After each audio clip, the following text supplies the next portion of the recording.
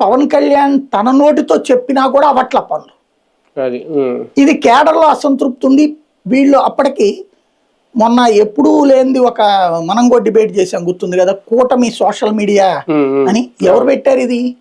ఆ లెటర్ కూడా తెలుగుదేశం వాళ్ళు పంపించింది, జనసేన వాళ్ళు కాదు పంపించింది, బీజేపీ వాళ్ళు కాదు పంపించింది.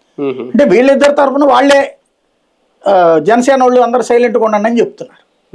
అంటే ఒక ఇది డెమోక్రసీలో కంట్రోల్ చేయడం అనేది కష్టం.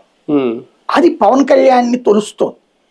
కాబట్టి ఆయన తన అసంతృప్తిని తెలియజేయడం కోసం ఈ పని చేస్తున్నారేమో అనిపిస్తోంది.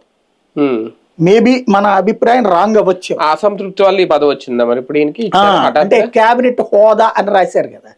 మామూలుగా అయితే కనుక ఆయన మంత్రివర్గంలో ఉండేటువంటి ఒక చిన్న పోస్ట్ ఇది. అది కూడా పవన్ కళ్యాణ్ మంత్రివర్గంలోది. అది పర్యావరణానికి సంబంధించింది. దాంట్లో దానికి క్యాబినెట్ హోదా అంటే ఏం లేదు, పోలీస్ జీప్ ఒకటి వెనకాల ఎడతారు, అంత మించి ఏం లేదు.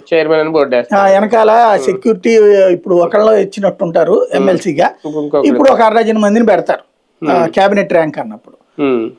ఆ టైపు తప్పించి అది ఆ జంజాటకం ఇంకా నన్ను అడిగితే వాటితో పెద్ద తలనొప్పి ఉంటుంది తెలుసా.